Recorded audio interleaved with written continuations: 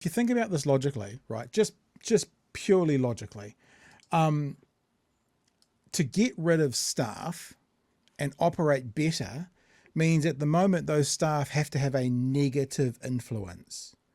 So I was talking to someone about, a road, like someone building a road, right? And you're building a road, you've got a number of guys working on the road, guys and girls working on the road, and they're building the road and they're laying the asphalt and that kind of stuff. And if there's one slacker in the group and he's only pulling 10% of his weight, that's still something that someone else would have to do if he wasn't there. So what it actually means is to make it more efficient and work better with fewer people is that guy actually needs to go around and be re-digging up stuff and making more work for them to do.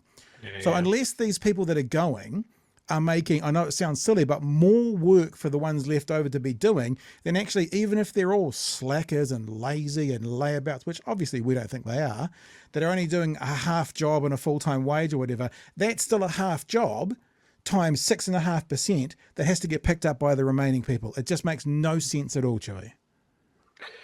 Imagine if this is like, we need to make cuts, but let's say that the back rooms are fat with people that are just there for the free coffee.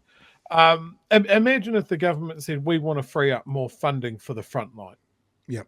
We want to pay the caseworkers and the counsellors more. We want to pay the teachers more, and this is how we're going to do it. Is that what's happening? Was that their pitch angle? Or was it just funneling money to landlords and gutting the public service to do it? Yeah. Because remember, don't believe we can't afford it. We can afford it. We're choosing to prioritize money going to landlords and others over people who are in the back room helping teachers in the front room. In the back room of Oranga Tamariki, helping the people who are helping the kids who need more help than anyone else in the country. They're making a choice. That's what we can afford just by dropping the promised tax cuts. Yep. What can we afford if we go after the people that are hoarding their money at the expense of everyone else they share the country with? Yeah. What about what can we get at that point? You always find a way to get to those 311 families, eh? I'm never going to forget that. All right. I'm never going to forget. This is the same topic, but TV3 or News Hub did a slightly different perspective, which is David Seymour calls for a reality check as public sector jobs cuts spark outcry. Let's have a look what TV3 said about it tonight. David Seymour is calling for a reality check after the outcry over the latest round of public sector job cuts. The ACT leader says they're small in comparison to growth across the public service under the previous government. Political reporter Jamie Ensor has more. Schools out at Porirua College as the government continues. I'm sorry, and I know I'm a scratched record here. They're small in relation to how many the last government put in, but you're still not telling us why the last government's number was wrong and yours is right. You're still not telling us why. You're still not showing us. I couldn't give a flying fig if it was double the last number that before you guys got in. If it was now operating better, that's a good thing. So rather than just saying the cuts are going to be less than the additions were, tell us why National and ACT and New Zealand First plan is better and Labour's was worse, rather than just going numbers bigger, bad, numbers smaller, good. Because that's pretty much all we're getting at the moment, Chewy. Mm-hmm. Yep, absolutely. Continues its clean out of public service workers, which could include members of the school lunches team.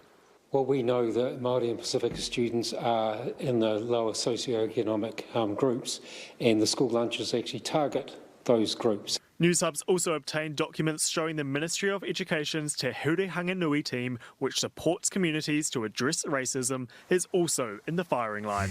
Of course! The ministry won't say... Supports it. Did you get the definition? Supports the teams to address racism. They're getting rid of that one. Is to address racism is also in the firing line. Yeah, it's been solved because he was a black president of the United States. Is that right? We fixed it. Yeah. Yep. So, of course, that's going as well. The ministry won't say which roles could go, but changes are designed not to impact students and teachers. If we don't confront our unconscious bias with a third-party support, because you can't do it on your own, we're not going to be able to do that. Having public servants sticking their beaks into how people treat each other has made us a more complicated and divided country.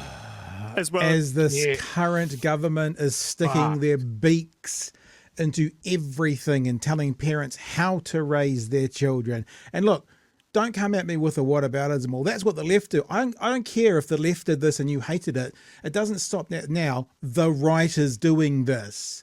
If the left is all about nanny state and your response is, yeah, but the left is more nanny state, it's like, well, I'll give you that point. I don't agree, but let's say you're right. You're correct.